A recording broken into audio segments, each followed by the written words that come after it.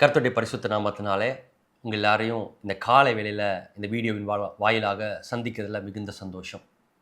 இந்த காலை வேளையில் கூட தேவனுடைய தாளந்துகளை குறித்து, வரங்களை குறித்து, தேவனுக்கு நமக்கு கையெழுத்துக்கக்கூடிய கிஃப்ட்ஸை குறித்து ஒரு இடத்துல பேச விரும்புகிறேன். தாளந்துகள் மிக முக்கியமான வேலைகளை தேவனுடைய ராஜ்யத்தில் செயலாற்றுகிறதா இருக்குது பாருங்களேன். ரொம்ப பிரசித்தி பெற்ற ஓமை நம்ம எல்லாருக்கும் தெரியும். 5 தாளந்துகள், 1 தாளந்து. இந்த காரியத்தை நம்ம கேள்விப்பட்டிருக்கிறோம் தேவனுடைய ஓமையை குறித்து, இயேசுடைய ஓமையை குறித்து. ஆனால் பவுல் இவ்விதமாக இந்த தாளந்தை குறித்து, வரத்தை குறித்து வேறு ஒரு பரிமாணத்தை நம்மளுக்கு காட்டி கொடுக்க இருக்கிறார். தீமோத்தேயுக்கு எழுதின நிமித்தம், 1 தீமோத்தேயுக்கு எழுதின நிருபம் 4ஆம் அதிகாரம் 14ஆம் வசனத்தில் விதமாக இப்படி ஒரு வார்த்தையை சொல்கிறார். மூப்பராகிய சங்கத்தார் உன்மேல் கைகளை வைத்த பொழுது தீர்க்க தரிசனத்தினால் உனக்கு அளிக்கப்பட்ட வரத்தை பற்றி அசதியாயிராதே. நீ தேறுகிறது யாவருக்கும் விளங்கும்படி இவைகளையே சிந்தித்து கொண்டு இவைகளிலே நிலைத்திரு. இயேசுடைய ஓமையை யோசித்து பாருங்க. அந்த 1 தாளந்தை பெற்றுக்கொண்ட நபர் இதை வச்சு என்ன செஞ்சிட முடியும்? இந்த மண்ணு போட்டு மூடி வச்சிடலாம், குழி தோண்டி. எஜமான் திரும்ப வர்றப்போ அதை கொண்டு போய் கொடுத்துக்கலாம், இருக்கிறதையாவது அழிக்காம இருக்கலாம். ஒரு கொடூரமான எஜமானா இருக்கிறாருன்னு நான் ஒரு கற்பனை பண்ணி வச்சிருக்கிறேன், விதைக்காத இடத்துல அறுக்கிறவா இருக்காருன்னு யோசித்து வச்சிருக்கிறேன் அப்படின்னு சொல்லிட்டு ஒரு காரியத்தை முன்னெடுக்கிறவா இருக்கிறார். ஆனால் இங்கே பவுல் வேற ஒரு பரிமாணத்திற்கு நம்ம அதே விஷயத்துல அழைத்து போகிறாரா இருக்கிறார். எப்படி அழைத்து போகிறார்? உனக்கு ஒரு வரம் கொடுக்க போகிறது, தாளந்து கொடுக்கப்படுகிறது. நீ அவைகளை பெருக்க மட்டுமல்ல, அவைகளை குறித்து ஜாக்கிரதையா இருக்கணும், அசதியா இருந்துடக்கூடாது. 2வது மிக முக்கியமான விஷயம், அவைகளை சிந்தித்து கொண்டு அவைகளிலே நிலைத்திருக்கணும். இது எப்படி நான் புரிஞ்சுக்கிறது? ஒருவேளை நீங்க நீச்சல் கற்றுக்கொள்ள நீச்சல் பயிற்சியாளர்கிட்ட, ஸ்விம்மிங் டீச்சர் கிட்ட ப்ராக்டிஸ் பண்ற இடத்துக்கு நீங்க போயிருந்தீங்க அப்படின்னா, உங்களுக்கு நீச்சல் தெரியாத பட்சத்தில் முதலாவதாக அவங்க என்ன சொல்லுவாங்க அப்படின்னா, உங்க மூச்சை இழுத்து நல்லா வச்சுக்கோங்க, இழுத்துட்டு தண்ணியில் நல்லா முங்குங்க. உங்கள் நுரையீரலுக்குள்ளாக, உங்கள் லங்ஸ்லேருந்து முழுவதுமாக அந்த காற்றை வெளியேற்றிடாதீங்க. அப்படி நீங்கள் செய்கிற பொழுது நீங்கள் முழுக மாட்டீங்க. நீங்கள் என்ன தான் தண்ணிக்குள்ளே போனாலும் உங்கள் உடம்புக்குள்ளாக ஒரு குறிப்பிட்ட அளவு சுவாச காற்று இருக்கிற பொழுது தானாகவே அந்த தண்ணீர் உங்களை மேலே கொண்டு வந்து விடும் அப்படின்னு சொல்லுவாங்க. சரி, அதை குறித்து நம்ம பார்க்க போகிறதில்ல. இதில் ரொம்ப முக்கியமான காரியம் என்ன அப்படின்னா, மூச்சு அப்படி இழுத்து பிடிச்சிட்டு முதலாவதாக தண்ணிக்கு உள்ளாக போங்க அப்படின்னு சொல்லி கொடுப்பாங்க. இங்கே பவுலும் அப்படிப்பட்ட காரியத்தை தான் சொல்கிறாரு. தீர்க்க தரிசனத்தினால் மூப்பராகிய சங்கத்தார் உன் தலைகள் மேலே கைகளை வைத்த பொழுது உனக்கு 1 தாளந்தோ 2 தாளந்தோ 5 தாளந்தோ கொடுக்கப்படுகிறது. அந்த தாளந்தை உடனே எடுத்த உடனே பெருக்கணும்னு நினைக்கிறது நல்ல விஷயம்தான். உடனே நான் ஒலிம்பிக்கில் போய் நீச்சலில் முதல் பரிசு வாங்கிடணும்னு நினைக்கிறது நல்ல விஷயந்தான். நேஷனல் லெவலில் சாம்பியனாக மாறிடணும், மெடல் வாங்கணும், கப்பு வாங்கணும்னு நினைக்கிறது நல்ல விஷயந்தான். ஆனால் அதற்கு முன்பதாக முதலாவது நீ செய்ய வேண்டிய காரியம், அந்த வரத்தில் நிலைத்திருக்கணும். அந்த வரத்தை அசட்டை பண்ணக்கூடாது.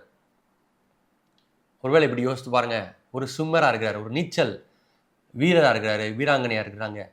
காலையில் தாங்க ப்ராக்டிஸு, சாயங்காலம் தான் ப்ராக்டிஸு. இப்போ நான் அதை பற்றி யோசிக்க தேவையில்லை.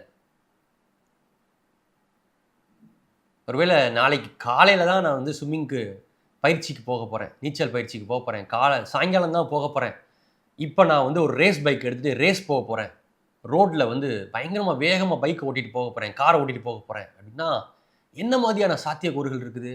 நம்ம அஜாக்கிரதையாக ரொம்ப மிகுந்த வேகத்தில் ரோட் ரேஸ் பண்ணுறப்போ காயப்படுகிறதுக்கான, விபத்து ஏற்படுவதற்கான வாய்ப்புகள் இருக்குது. இதை குறித்து தான் பவுல் பேசிட்டு இருக்காரு. உனக்கு ஒரு வரம் கொடுக்கப்பட்டிருக்குது, தாளந்து கொடுக்கப்பட்டிருக்குது. அது ஒரு பக்கம் இருக்கட்டும், அந்த வரம் செயல்படுகிற பொழுது அது செயல்பட்டு கொள்ளட்டும். ஞாயிற்றுக்கிழமையில செயல்பட்டு கொள்ளட்டும், இல்லை என் பிஸ்னஸில் அது செயல்பட்டு கொள்ளட்டும், என் வேலை ஸ்தலத்தில் அது செயல்பட்டு கொள்ளட்டும், நான் படிக்கிற இடத்துல செயல்பட்டு கொள்ளட்டும். மற்ற இடத்துல நான் அதை பற்றி கவலைப்பட மாட்டேன், மற்ற நேரத்தில் அதை குறித்து நான் யோசிக்க மாட்டேன். தெளிவாக போட்டிருக்காரு பாருங்களேன். நீ தேறுகிறது யாவருக்கும் விளங்கும்படி. நீ இந்த வரத்துல பெரிய ஆளா மாறுன்றது யாவருக்கும் தெரியும்படி. ஒரு நீச்சல் பயிற்சியாளன் எப்படி முழுகி போயிருப்பானோ, தண்ணிக்குள்ளாக முழுவதுமாக முங்கி போயிருப்பானோ, ஆங்கிலத்தில் ஒரு டிரான்ஸ்லேஷன் இப்படி சொல்லுது, immerse your self in the gift. உன்னை முழுக்கிக்கோ. உன்னை நீயே அந்த தண்ணிக்குள்ள எப்படி உன் உடம்ப உள்ள முழுக வைக்கிறியோ அது போல வரத்திற்குள்ளாக உன்னை முழுக வச்சிரு. அப்பொழுது நீ தேறுகிறவர் என்று யாவருக்கும் விளங்கும். இவைகளில் நிலைத்திருக்கிறது எப்படி? அந்த வரத்தில் எப்படி நிலைத்திருக்கிறது? ஒரு டாக்டர் எடுத்துக்கோங்களேன், ஒரு அட்வொகேட் எடுத்துக்கோங்க. இங்கிலீஷ்ல எப்படி சொல்லுவாங்க, ஒரு டாக்டரை வெறும் டாக்டர்னு சொல்லாம he who practice medicine is a doctor. அப்படின்னா மருத்துவத்தை யார் பயிற்சி செய்கிறாரோ அவரே மருத்துவர். சட்டத்தை யார் பயிற்சி செய்கிறாரோ, he who practice the law is the advocate. சட்டத்தை யார் பயிற்சி செய்கிறாரோ அவரே வழக்கறிஞரா இருக்கிறார். வரத்தை உடையவன் எப்படி இருக்கணும், தாளந்தை உடையவன் எப்படி இருக்கணும்னா தாளந்தை பயிற்சி செய்கிறவனா இருக்கணும், நிலைத்திருக்கிறவனா இருக்கணும், அவைகளிலே இரவும் பகலும் சிந்தித்து கொண்டிருக்கிறவனா இருக்கணும். ஆண்டவர் இப்படிப்பட்ட வரத்தை எனக்கு கொடுத்துட்டாரே, தாளந்தை கொடுத்துட்டாரே, அதை எப்படி ஆகிலும் பெருக்கி கொள்ளணும். கரெக்டு தான். அதற்கு முன்பதாக அவைகளுக்குள்ளாக நிலைத்திருக்கணுமே, அதை அசட்டை பண்ணிடக்கூடாது, அவைகளை யோசித்து கொண்டிருக்கணுமே. ஒருவேளை இன்றைக்கு இந்த காலை வேளையில் ஆண்டவர் இந்த வார்த்தையை உங்க இடத்துல பேசி கொண்டிருக்கலாம். பாருங்க, ஆண்டவர் உங்க வாழ்க்கையில என்ன வரத்தை கொடுத்திருக்காரு, என்ன தாளந்தை கொடுத்திருக்காரு, அது எப்படி மக்களுக்கு பிரயோஜனப்படும்படி ஆண்டவர் கொடுத்திருக்காருன்றதை யோசித்து பாருங்க. வரங்கள் எப்பொழுதும் ஒரு தனிநபர் சார்ந்து கொடுக்கப்படுகிறது இல்லை. வரங்கள் ஒரு கம்யூனிட்டிக்கு, ஒரு மிகப்பெரிய சபைக்கு ஆசீர்வாதமாக இருக்கிறதுக்கு ஒரு தனிநபர் மேல் ஊற்றப்படுகிறதா இருக்குது. ஏன் நம்ம ஜாக்கிரதை உள்ளவர்களா இருக்கணும்? ஏன் நம்ம அசத்தியா இருக்கக்கூடாது, அசட்டை பண்ணக்கூடாது? ஏன் நம்ம அவைகள் நிலைத்திருக்க வேண்டும்? ஏன்னா அது நமக்கு மட்டும் பலன் கொடுக்க போறது இல்லை, நம்ம குடும்பத்திற்கு, நம்மளுடைய உற்றார் உறவினர்களுக்கு, நண்பர்களுக்கு, நம்முடைய சபைக்கு, நம்முடைய தேசத்திற்கு, இந்த முழு உலகத்திற்கும் பலன் கொடுக்கிறதாக அந்த ஒரு வரம் மாறிவிட முடியுமே. அவைகளில் நிலைத்திருக்கிற பொழுது, அவைகளையே சிந்தித்து கொண்டிருக்கிற பொழுது, அவைகளை மறுபடியும் மறுபடியும் பயிற்சி செய்து கொண்டிருக்கிற பொழுது எப்படி ஆகுங்க பயிற்சி செய்யணும்? 2 தீமோத்தேயு நிருபத்தில் அதே பவுல் இப்படி எழுதுறாரு.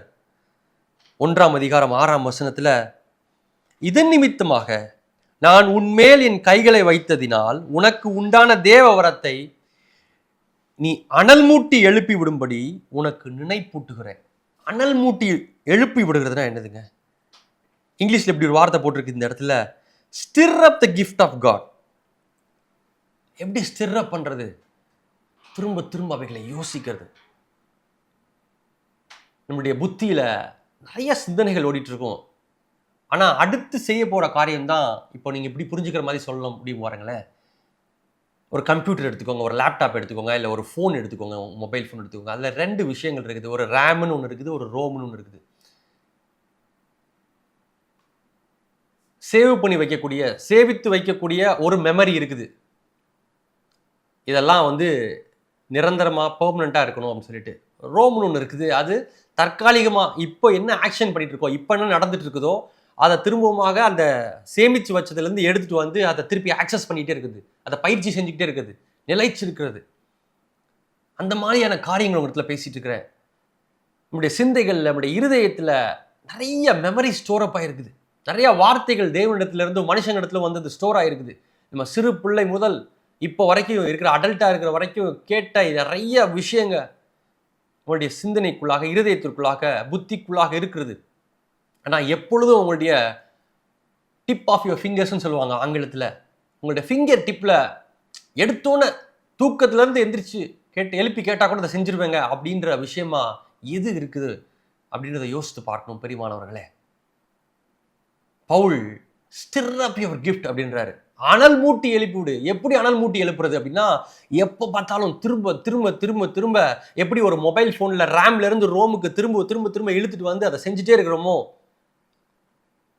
திரும்ப திரும்ப அந்த வாட்ஸ்அப் ஓப்பன் பண்ணுறேன், திரும்ப திரும்ப அந்த இன்ஸ்டாகிராம் ஓப்பன் பண்ணுறேன், அந்த மாதிரி திரும்ப திரும்ப நான் பைபிள் ஆப் ஓப்பன் பண்ணுறேன், திரும்ப திரும்ப திரும்ப என் கிஃப்ட்டை பற்றி நான் யோசிக்கிறேன், திரும்ப திரும்ப என் கிஃப்ட்டை பற்றி இன்னும் தெரிஞ்சுக்கிறதுக்கு ஆசைப்படுறேன், என் வரத்தை தெரிஞ்சு கொள்ள ஆசைப்படுறேன், தாளந்தை தெரிந்து கொள்ள ஆசைப்படுகிறேன், மறுபடியும் மறுபடியுமாக ஸ்டிர் அப் பண்ணிக்கிட்டே இரு. அப்படி நினைப்பூட்டுகிறேன் உனக்கு.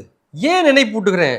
ஏன் உன் வரத்தை நீ அப்படி ஸ்டிர் அப் பண்ணிட்டே இருக்கணும்? ஏன் எப்பொழுதுமே உன்னுடைய சிந்தையில முதலாவதாக எப்பொழுது தூக்கத்தில் எழுப்பி விட்டாலும் செய்வதற்கு நீ ரெடியா இருக்கணும்? அதை செய்யறதுக்கு அப்படின்னா அதுக்கு அடுத்த வசனம் இப்படி சொல்லுது, 2 தீமோத்தேயு நிருபம் 1ஆம் அதிகாரம் 7ஆம் வசனம் இப்படி சொல்லுது, தேவன் நமக்கு பயமுள்ள ஆவியை கொடாமல் பலமும் அன்பும் தெளிந்த புத்தியுமுள்ள ஆவியையே கொடுத்திருக்கிறார். ஆகையால் நம்முடைய கர்த்தரை பற்றிய சாட்சியை குறித்தாவது அவர் நிமித்தம் கட்டப்பட்டிருக்கிற என்னை குறித்தாவது நீ வெட்கப்படாமல் தேவ வல்லமைக்கு ஏற்றபடி சுவிசேஷத்திற்காக என்னோட கூட தீங்கு அனுபவி. இதோடைய கண்டெக்ஸ்ட் முதல்ல சொல்லிடுறேன் பாருங்களேன். இந்த நிருபம் எதற்காக எழுதப்படுகிறது அப்படின்னு கேட்டிங்க அப்படின்னா, பவுல் ஒரு வீட்டு சிறையில் இருக்கிறாரு. பவுல் தவறான காரியங்களை, உண்மைக்கு மாறான சத்தியங்களை பிரசங்கிக்கிறார் என்று அவர் மீது ஒரு குற்றச்சாட்டு எழுப்பப்படுகிறது. அவரை வீட்டு சிறையில் வைக்கிறாங்க. அப்போ நான் உண்மையான காரியங்களை தான் பிரசங்கிக்கிறேன், என்னோட கூட இந்த அற்புதங்களை, அடையாளங்களை, தேவன் செய்த அற்புதங்களை கண்ணார கண்டவர்கள் இருக்கிறார்கள் அப்படின்றத நான் ப்ரூவ் பண்ணுறேன்.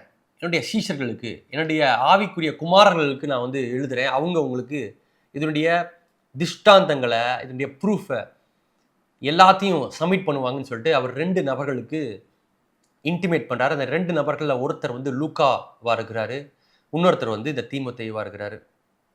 இந்த லூக்கா என்றாரு, லூக்கா எழுதின சுவிசேஷத்தை எழுதுறாரு. அதை நீங்கள் பார்த்தீங்கன்னா இப்படி அந்த வசனம் ஆரம்பிக்கும், மகா கணம் புரிந்தின தியோப்பெழுவே அப்படின்னு போட்டிருக்கும். அவருக்கு எழுதுகிற நிருபமாக இருக்குது. முதலாம் பிரபந்தியத்தை உண்டு பண்ணினேன்னு சொல்லிட்டு. 2வது அவர் எழுதின லெட்டராக வந்து அப்போஸ்தலர் நடபடிகள் இருக்குது.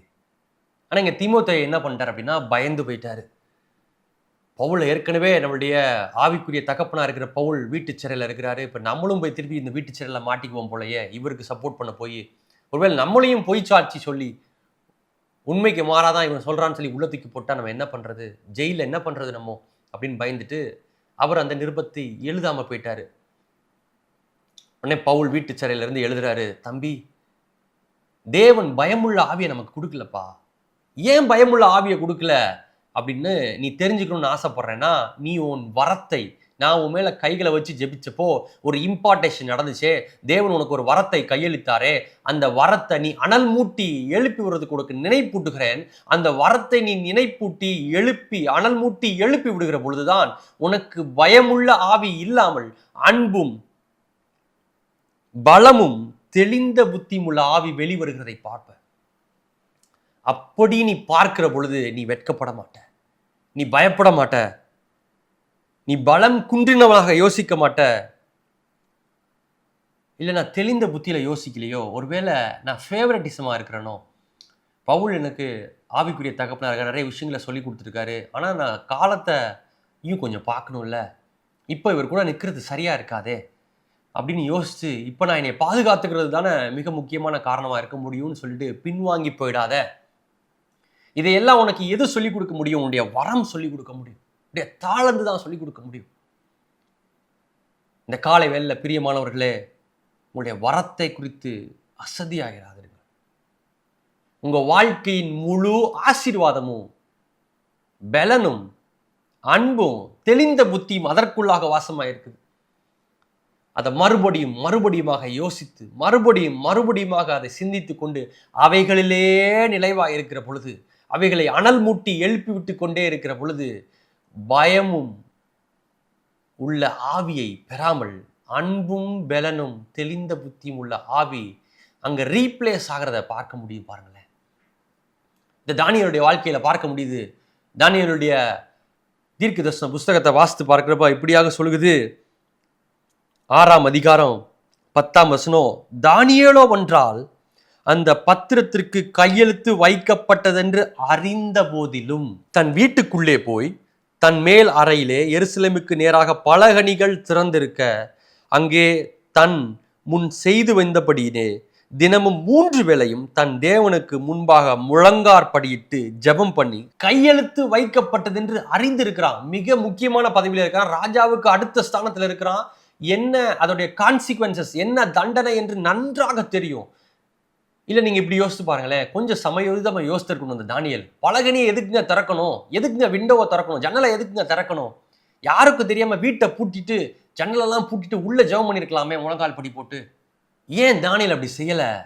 ஏன்னா அவனுக்கு கொடுக்கப்பட்ட வரத்தை அசட்டையா என்னல அவைகளை அனல் மூட்டி எழுப்பி விட்டு கொண்டே இருந்தனால அவனுக்கு பயமுள்ள ஆவி இல்லை, அன்பும் பலனும் தெளிந்த புத்தியும் உள்ள ஆவி இருந்துச்சு. நான் இப்படி யோசித்து பார்க்குறேன், நான் ஒரு வேளை தானியேலா இருந்தேன் அப்படின்னா, வரத்தை அனல் மூட்டி விட்டு கொண்டு எழுப்பிட்டே இருக்கிற பொழுது, கையெழுத்து வைக்கப்பட்டதென்று அறிந்திருந்த போதிலும், உள்ளிருந்து ஆவியானவருடைய பலன் வந்திருக்கும். ஒரு பராக்கிரமம் வந்திருக்கும். யார் என்னை என்ன செய்துவிட முடியும்? ஆங்கிலத்தில் த சோசன் அப்படி ஒரு சீரிஸ் இருக்குது, இயேசு கிறிஸ்துடைய வாழ்க்கை வரலாறை குறித்து. இப்போ ஜெப ஆலய தலைவர்கள்லாம் வந்து ஜெப ஆலயத்தில் ஆண்டவர் பிரசங்கம் பண்ணுறதை பார்த்துட்டு, ஒன்று நாங்கள் இன்னைக்கு கல்லெறிஞ்சு கொலை பண்ண போகிறோம் அப்படின்னு சொல்கிறப்போ, இயேசு கிறிஸ்து சிரிச்சுட்டு சொல்வார், தேவனுடைய சித்தம் என்னதென்று அறிந்து சிலுவைக்கு போகிறது தான் தேவனுடைய சித்தம்னு அவருக்கு தெரிஞ்சிருக்குது. அவங்க கல்லெறிஞ்சு கொலை பண்ணுறோன்னு சொன்னப்போ சிரிச்சுட்டு அவங்ககிட்ட சொல்வார், நாட் டுடே, இன்றைக்கு உங்களால் முடியாது. நீங்கள் நினைச்சாலும் உங்களால் என்ன பிடிக்க முடியாது. ஏன்னா தேவ சித்தத்தினாலே அந்த வரத்தை அனல் மூட்டி எழுப்பி கொண்டிருக்கிற பொழுது என்னுடைய மயிர்கால்கள் முதற்கொண்டு என்னுடைய ஒவ்வொரு முடியும் எண்ணப்பட்டிருக்குது. என்னுடைய முடியை கூட உங்களால் சேதப்படுத்த முடியாது. தானியேலுக்கு அப்படிப்பட்ட ஒரு கான்ஃபிடன்ஸ் இருந்துச்சு பாருங்க, தைரியம் பாருங்க. எப்பா நான் வெஜிடேரியன் தான் சாப்பிட்டு இருக்கிறேன், காய்கறிகளை தான் சாப்பிட்டு இருக்கிறேன், மாமிசம் கூட சாப்பிடல. நான் ஒரு தேவனுக்கு முன்பதாக பயந்த நபராக இருக்கிறேன், ராஜாவுக்கு ஒரு ஆலோசகராக தான் இருக்கிறேன், எனக்கு பெரிய யுத்த புருஷன்லாம் இல்லை, யாரையும் சண்டை போட்டு ஜெயிச்சிட முடியாது, அப்படிப்பட்ட பராக்கிரமெல்லாம் இல்லை, தாவீது மாதிரி ஒரு பராக்கிரமசாலி இல்லை, சண்டை போட தெரிஞ்ச ஆள் இல்லை. ஆனால் எனக்குள்ள ஒரு பலன் இருக்குது, அது தேவ ஆவியானவர் கொடுக்குற பலனா இருக்குது. பயமுள்ள ஆவி இல்லை எனக்குள்ள, அன்பும் பலனும் உள்ள ஆவியா இருக்குது. தெளிந்த புத்தியில தான் பண்றேன். ஒருவேளை எப்படி யோசித்து பார்த்தா நம்ம காலத்தில் வாழ்ந்துட்டு தான் நம்ம எப்படி சொல்லியிருப்போம் தானியேல்கிட்ட, எப்போ கொஞ்சமாச்சு புத்தி இருக்குதா, அந்த ஜன்னலையாவது பூட்டி வச்சிருக்கலாம்லப்பா. ஏன்னா அதுக்கு அடுத்த வசனம் இப்படி தெளிவாக சொல்லுது பாருங்க, தானியேல் தன் தேவனுக்கு முன்பதாக ஜெபம் பண்ணி விண்ணப்பம் செய்கிறதை கண்டார்கள். அவங்க கண்ணால பார்க்குறாங்க. எப்படி பார்க்குறாங்க? பலகனி திறந்திருக்கிறது மூலமாக பார்க்குறாங்க. எப்போ கொஞ்சம் தெளிந்த புத்தி இருந்தால் நீ இப்படி பண்ணியிருக்க மாட்டே, அப்படிதான் நம்மளுக்கு யோசிக்க தோணுது. ஆனால் வார்த்தை அப்படி சொல்ல பாருங்க, தானியேலுக்கு தெளிந்த புத்தி இருந்ததுனாலே அவன் சொல்றான், பலகணிகள் திறந்திருக்க தான் நான் ஜெபம் பண்ணுவேன். அதுக்கடுத்து என்ன நடக்குதுன்னு நம்ம எல்லாருக்கும் தெரியும். உடனே அந்த ராஜா என்ன பண்றான், அவனை காப்பாற்ற ட்ரை பண்றான். அவனுக்கு ரொம்ப பிடிச்சிருந்ததுனால தானியேலை. ஆனால் சட்டத்தை மீற முடியாது என்பதனால அங்கிருந்த மினிஸ்டர்ஸ் எல்லாம் சேர்ந்து, அமைச்சர்கள்லாம் சேர்ந்து அவனை சிங்க கெபியில போடணும்னு சொல்றாங்க. அதற்கு மேலாக ஒரு கல்லை வச்சு பூட்டணும்னு வேற சொல்றாங்க. இன்னும் பசியில் இருக்கிற சிங்க கபியில போடணும்னு சொல்றாங்க. இது எல்லாத்தையும் தாண்டி நான் இப்படி யோசித்து பார்க்குறேன் பாருங்களேன். அந்த ராஜாவுக்கு இருந்த விசுவாசத்தை பாருங்க. புறஜாதியோட ராஜா தான். தானியேல் தீர்க்கதரிசன புஸ்தகம் 6ஆம் அதிகாரம் 16ஆம் வசனம், உள்ள சிங்க கெபிக்குள்ளாக போடுறதுக்கு முன்பாக அந்த ராஜா இப்படி கேட்கிறான், ராஜா தானியேலை நோக்கி, நீ இடைவிடாமல் ஆராதிக்கிற உன் தேவன் உன்னை தப்புவிப்பார். எப்படிப்பட்ட விசுவாசம் பாருங்க. தானியேலுக்கு இருந்த கான்ஃபிடன்ஸை பார்த்து ஒருவேளை நான் இப்படி யோசிக்கிறேன், பகத்சிங்கை குறித்து எப்படி சரித்திரத்தில் சொல்கிறாங்க, அவர் தூக்கு போடுறதுக்கு முன்பாக தூக்கு கயிறை முத்தமிட்டார்னு சொல்லிட்டு, வீரபாண்டிய கட்டபொம்மனை கொலை செய்கிறதுக்கு முன்பாக அவர் சிரிச்சார் அப்படின்னு சொல்கிறாங்க, நான் மன்னிப்பு கேட்க மாட்டேன் அப்படின்னு சொன்னார்னு சொல்கிறாங்க. ஆனால் தானியேலுக்கு ஒருவேளை இவங்கெல்லாம் யுத்த புருஷங்களாக இருந்தாங்க, இவங்கெல்லாம் சண்டை போட தெரிஞ்சவங்களா இருந்தாங்க, பகத்சிங்கோ வீரபாண்டிய கட்டபொம்மனோ. ஆனால் தானியேலுக்கு சண்டை போடவே தெரியாது. ஆனால் அவங்ககிட்ட ஒரு கான்ஃபிடன்ஸ் இருக்குது, என்ன உங்களால் ஒன்றும் பண்ணிட முடியாது, ஏன்னா எனக்குள்ள ஒரு பலனுள்ள ஆவி இருக்குது, பராக்கிரமம் செய்கிற ஆவி இருக்குது, அன்பின் ஆவி இருக்குது, தெளிந்த புத்தியை கொடுக்கிற ஆவி இருக்குது, என்னை உங்களால் எந்த சேதமும் படுத்திவிட முடியவே முடியாது அப்படின்ற நிச்சயம் இருந்துச்சு பாருங்க தானியேலுக்குள்ளாக. அவன் முகத்தில் இருக்கிற கான்ஃபிடன்ஸை அந்த ராஜா பார்த்தாரா என்னவோ தெரியல, இப்படி சொல்றாரு, நீ இடைவிடாமல் ஆராதிக்கிற உன் தேவன் உன்னை தப்பி வைப்பார். 4 வசனம் தள்ளி அன்னைக்கு நைட்டு தூக்கம் இல்லை அப்படிலாம் போட்டிருக்கு. நீங்க யோசித்து பாருங்க, யாரு சிங்க கெபியில் இருக்காரோ அவருக்கு தான் தூக்கம் போயிருக்கணும். ஆனால் சிங்க கெபியில் போட்ட ஒரு ஆளை பற்றி வசனம் அப்படி சொல்லுது தானியேல் புஸ்தகத்தில், அந்த ராஜாவுக்கு இரவு முழுவதும் தூக்கம் இல்லாமல் போயிருச்சான். 20வது வசனத்தில் இப்படி சொல்றாரு, காலையில் எப்படா விடியுன்னு காத்திருப்பாரு போல ஓடி வந்து சொல்றாரு, துயர சத்தமாய் தானியேலை கூப்பிட்டு. நம்ம அநேக நேரத்தில் இப்படி யோசிச்சுறோம் பாருங்களேன். யாரோ ஒருத்தர் கொடுக்குற மோட்டிவேஷனை பார்த்து, இந்த ஞாயிற்றுக்கிழமை பாஸ்டர் போதகர் சொன்னார், ஆண்டவர் விடுவிச்சிருவார், ஆண்டவர் காப்பாற்றிடுவார்னு சொன்னார். ஆண்டவர் வார்த்தைகளை கேட்குறப்போ நல்லா தைரியமாக இருந்துச்சு, ரொம்ப பலனாக இருந்துச்சு. ஆனால் திங்கக்கிழமை ஆனோன்னு அது நடக்குமா நடக்காதான்னு தெரியலையே, தூக்கம்லாம் போகுது, பயமாக இருக்குது எதிர்காலத்தை குறித்து, எப்படி இந்த தேவையை சந்திச்சு கொள்ள போகிறேன், எப்படி என் வாழ்க்கையை நான் வாழ போறேனே தெரியலையே, இந்த கடன் பாதையிலேருந்து யாராவது என்னை மீட்டு விட முடியாதா அப்படின்னு அங்கலாய்ப்போட காத்துட்டு இருக்கிறீங்க, பார்த்துட்டு இருக்கிறீங்கன்னா இந்த வார்த்தை உங்களுக்கு நேராக வருது பாருங்க. இந்த ராஜாவுக்கும் அப்படி ஒரு சூழ்நிலை. மிகுந்த விசுவாசத்தோட சொல்றாரு தானியேலுடைய முகத்தை பார்த்து, உங்களை பார்க்குறப்போ எனக்கே விசுவாசம் வருது தம்பி, ஆண்டவர் இடைவிடாமல் ஆராதிக்கிற தேவன் கண்டிப்பா விடுதலை செய்வார் அப்படின்ட்டு போயிட்டு நைட்டு தூக்கம் எல்லாம் போயிடுச்சு. அடுத்த நாள் காலைல இப்படி வந்து சொல்றாரு, கத்தி தூரத்துல இருந்து துயர சத்தமாய் தானியேலை கூப்பிட்டு, தானியேலே, ஜீவனுள்ள தேவனுடைய தாசனே, நீ இடைவிடாமல் ஆராதிக்கிற உன் தேவன் உன்னை சிங்கங்களுக்கு தப்பிவிக்க வல்லவரா இருந்தாரா என்று தானியேலிடத்துல கேட்டான். அப்போ உள்ள இருந்து அந்த ராஜா வந்து இப்படி யோசிச்சிருக்கலாம், உள்ள இருந்து பதில் வராது அப்படின்னு யோசித்தே கேட்டுருக்கலாம். ஏன்னா துயர சத்தமா கேட்கிறாரு. ஒருவேளை நீங்க துயர சத்தமா ஆண்டவர்கிட்ட கேட்குறீங்களா, என்னை விடுவிப்பீங்களா, நான் இடைவிடாமல் ஆராதிக்கிற நீர் என்னை விடுவிப்பீரா அப்படின்னு கேட்டுட்டு இருந்தீங்கன்னா, ஆண்டவர் இன்றைக்கு தீர்க்க தரிசன இடத்துல பேசி கொண்டிருக்கிறார். சிங்கங்கள் உங்களை சேதப்படுத்தாதபடிக்கு தேவன் தம்முடைய தூதனை அனுப்பி அவைகளின் வாயை கட்டி போடுவார். உங்களுக்கு விரோதமாக வருகிற பிரச்சனைகள், தேவைகள், கடன் பாரங்கள், வியாதிகள் உங்களை சேதப்படுத்தாதபடிக்கு அவைகளின் வாயை தூதனை அனுப்பி அவர் கட்டி போடுவார்.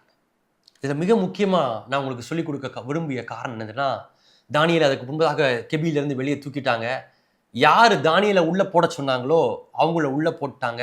இதெல்லாம் நமக்கு தெரிஞ்ச விஷயமா இருக்குது. இதுக்கு பின்பாக ராஜாவும் இப்படி சொல்றாரு, தானியேலுடைய தேவன் தான் மிக உண்மையான ஜீவனுள்ள தேவனா இருக்கார், அவர் தான் எல்லாரும் தொழுது கொள்ளணும்னு சொல்லிட்டாரு. ரொம்ப நல்ல விஷயம். அற்புதங்கள் பயங்கரமா நடந்துச்சு. பயமா இருந்த காலகட்டத்தில் பயங்கரமான ஒரு அற்புதங்கள் நடந்துச்சு. அதுக்கு பின்பதாக இப்படி சொல்றது, அந்த ராஜாவுடைய காலகட்டத்தில் மட்டுமல்ல, அதுக்கு பின்பதாக இருந்த 6:28 விதமாக சொல்லுது, தரீவின் ராஜ்யபார காலத்திலும் பெர்சியன் ஆகிய கோரேசுடைய ராஜ்யபார காலத்திலும் தானியேலின் காரியம் ஜெயமா இருந்துச்சு. ஆனா எப்படிப்பட்ட வரத்தை உடையவராய் தானியேல் இருந்தார் அப்படின்றதுதான் உங்களுக்கு நான் சொல்லிக் கொடுக்க விரும்புறேன். ஏன் அசட்டை பண்ணக்கூடாது வரத்தை? தானியேல் எப்படிப்பட்ட வரத்தை உடையவரா இருந்தாரு அப்படின்னா, உபவாசித்து ஜெபிக்கிற வரத்தை உடையவராக இருந்தார். ஸோ உபவாசித்து ஜெபித்து அந்த வரத்தை அனல் மூட்டி மறுபடியும் எழுப்பி அவைகள் அசதியாயிராமல் நிலைத்திருந்து இம்மர்ஸ் ஆகி ஒரு நீச்சல் குளத்துல குதிக்கிறது போல இருந்து என்ன ஆயிட்டார் அப்படின்னா, தானியேல் வேற உபவாசித்து ஜெபிக்கிற வரம் வேறன்றது மாறி போய் தானியேலே உபவாசித்து ஜெபிக்கிற ஜெபமாய் மாறி போனார், வரமாய் மாறி போனார். இப்ப தண்டனை நினைச்சு இவங்க என்ன பண்றாங்க, தானியேலை தூக்கி சிங்க கெபிக்குள்ளாக போடுறாங்க. மிகுந்த பசி பட்னியில இருக்கிற சிங்க கெபிக்குள்ளாக போடுறாங்க, கல்லை வச்சு மூடுறாங்க. ஆனா அவங்களுக்கு தெரியல, அவங்க உபவாசம் இன்னும் வரத்தை உடைய தானியேலை கெபிக்குள்ளாக போடாமல் உபவாசமாகவே மாறி போன தானியேலை போடுறாங்க. இது எப்படி புரிஞ்சுக்கிறது? சிங்க கெபிக்குள்ளாக தானியேல் போடப்படவில்லை, உபவாசம் போடப்பட்டது. ஏன் சிங்கங்களால தானியேலை சாப்பிட முடியல? ஏன்னா சிங்கங்களுக்கு தானியேல் கொடுக்கப்படவில்லை, உபவாசம் கொடுக்கப்பட்டது. தானியேல் கெபியிலிருந்து தூக்கி விடப்படுகிறார். மறுபடியும் மந்திரிகளை தூக்கி போடுறாங்க. வசனம் இப்படி தெளிவா போட்டிருக்குது. 6ஆம் அதிகாரம் 24ஆம் வசனம், அவர்கள் கெபியின் அடியிலே சேரும் முன்னே சிங்கங்கள் அவர்கள் மேல் பாய்ந்து அவர்கள் எலும்புகளை எல்லாம் நொறுக்கி போட்டது. எலும்ப கூட விட்டு வைக்காம சாப்பிட்டுச்சாங்க. எப்ப சாப்பிட்டுச்சு? உபவாசம் என்னும் வரம் சிங்க கெபியிலிருந்து வெளியே தூக்கி விடப்பட்டு மாறாக சாப்பாடு உள்ள போடப்பட்டதுக்கு அப்புறம் அவைகளால் சாப்பிட முடிஞ்சுச்சு. எப்படிங்க வரம் நம்மை பாதுகாக்க முடியும்? அவைகள் அசதியாயிராமல் நிலைத்திருந்து அவைகளையே சிந்தித்து கொண்டு அவைகளை அனல் மூட்டி எழுப்பி விடுகிற பொழுது பயமுள்ள ஆவி அல்லாமல் அன்பும் தெளிந்த புத்தியும் பலனும் உடைய ஆவி நமக்குள்ளாக வருகிறதா இருக்கிறது. ஒரு குறிப்பிட்ட காலகட்டத்துக்கு பின்பதாக அந்த வரமாகவே நீங்களும் நானும் மாறிவிடுகிறோம். அப்படி மாறிவிட்ட பின்பதாக இந்த யூனிவர்ஸுக்கு, இந்த அண்ட சராசத்துக்கு தேவனுடைய பிள்ளை மனுஷகுமாரன் என்று தனித்தனியாக தெரியாமல் இது தேவனுடைய பிள்ளையாக மட்டுமே தெரியும். அப்போ தேவனுக்கு எவ்விதமாக இந்த யூனிவர்ஸ், இந்த அண்ட சராசம் கீழ்ப்படுகிறதோ அப்படி உங்களுக்கும் எனக்கும் கீழ்ப்படுகிறதாக மாறி போகிறது. அப்பொழுது சிங்கங்கள் என்னங்க, உங்களுக்கு விரோதமாக வருகிற எந்த தேவையும் எந்த வியாதியும் உங்களுக்கு முன்பதாக தலை வணங்கி தீர வேண்டும். நீங்க சொல்ல ஆகும், நீங்கள் கட்டளையிட நிற்கும், நீங்கள் தேவனுடைய பிள்ளை என்று, புத்திரர் என்று, தேவனுடைய குமாரத்தி என்று இந்த உலகம் கண்டுகொள்கிற நாட்களுக்குள்ளாக வந்திருக்கிறீங்க. கண்களை மூடி அப்படியே ஜெபிக்கலாமா? பரிசுத்தமுள்ள எங்கள் நல்ல தகப்பனே, எங்கள் வரத்தை எங்களுக்கு நினைப்பூட்டுங்க. எந்த வரத்தை கைகளை வைத்த பொழுது, எங்களுடைய போதகர் எங்களுக்கு ஜெபித்த பொழுது, தீர்க்க தரிசன வரங்களால எங்களுக்கு கையளிக்கப்பட்டுச்சோ அவற்றை நாங்கள் ஒருவேளை இதுவரைக்கும் அசட்டை பண்ணியிருக்கலாம். ஆனால் எங்களுடைய வாழ்வாதாரமே அதை நம்பி இருக்குது என்பதை இந்த காலை வேளையில் நாங்கள் புரிந்து கொள்கிறோம். அதை எடுத்துக்கொண்டு அந்த கோலை எடுத்து எங்களுக்கு முன்பதாக இருக்கிற செங்கடலை அடித்து பிளக்க எங்களுக்கு உதவி செய்யுங்க தகப்பனே. இன்னும் ஒரு விஷயம் அதை நினைப்பூட்டுங்க. இன்னும் ஒரு விஷயம் அதை அனல் மூட்டி எழுப்ப, அவைகள் நிலைத்திருக்க எங்களுக்கு உதவி செய்யுங்க. மறுபடியுமாக அந்த வரத்திற்குள்ளாக இம்மர்ஸாக எங்களுக்கு உதவி செய்யுங்க. அந்த வரமாகவே மாறி போக எங்களுக்கு உதவி செய்யுங்க. அந்த வரத்தினால் எங்களுக்கும் எங்கள் குடும்பத்திற்கும் எங்கள் உற்றார உறவினருக்கும் நண்பர்களுக்கும் இந்த உலகத்திற்கும் தேசத்திற்கும் நன்மை உண்டாகுவதற்கு எங்களுக்கு உதவி செய்யுங்க தகப்பனே. இயேசுவின் நாமத்தில் ஜெபிக்கிறோம் எங்கள் நல்ல பிதாவே, ஆமென். கிறிஸ்துவ இயேசுவின் நாமத்தினாலே உங்களை வாழ்த்துகிறேன். பாஸ்டருடைய மெசேஜ் ஆசீர்வாதமாக இருந்திருக்குங்கிறதை நான் விசுவாசிக்கிறேன். உங்களுடைய ஆராதனையில் நீங்கள் பங்கு கொள்ள விரும்பினால் பெருங்குடியில் இருக்கிற பாரத் தாஸ் மெட்ரிகுலேஷன் ஸ்கூலில் ஞாயிறு தோறும் மாலை 6 மணிக்கு எங்களுடைய ஆராதனை நடைபெறுகிறது. கலந்து கொள்ளுங்கள். நீங்கள் சென்னையில் இல்லை, வெளியூரில் இருக்கிறீங்கிற பட்சத்தில் எங்களோட ஆராதனையில் பங்கு கொள்ள விரும்பினால் சனிக்கிழமை தோறும் காலை 5:30 மணி முதல் 6:30 மணி வரை ஆன்லைன் ஆராதனை நாங்கள் நடத்துகிறோம். அதில் நீங்கள் பங்கு பெறலாம். அதற்கான டீட்டெயில்ஸ்க்கு திரையிலே தெரிகிற தொலைபேசி எண்ணுக்கு நீங்கள் அழைத்து டீட்டெயில்ஸ் லிங்க்கையும் பாஸ்வேர்டையும் எங்ககிட்டேருந்து பெற்றுக்கொள்ளுங்கள். ஜாயின் பண்ணுங்கள். உங்களுக்கு ஆசீர்வாதமாக இருக்கும். எங்களுடைய ஊழியத்தை தாங்க விரும்பினால் அதே தொலைபேசி எண்ணுக்கு தொடர்பு கொண்டு அதுக்கான டீட்டெயில்ஸை பெற்றுக்கொள்ளலாம். God bless you. House of glory church, மகிமையின் வீடு திருச்சபை. எங்களுடைய திருச்சபையின் ஆராதனை நேரம் ஞாயிறு மாலை 6 மணி முதல் 8 மணி வரை. எங்களுடைய விலாசம் Bharat Das matriculation higher secondary school, Perungudi, OMR road, near world trade centre, 600096. உங்கள் ஜெப உதவிக்கு எங்களுடைய இமெயில் விலாசம் christcafterministries@gmail.com. மொபைல் எண்கள் 8056575849 மற்றும் 8124625313.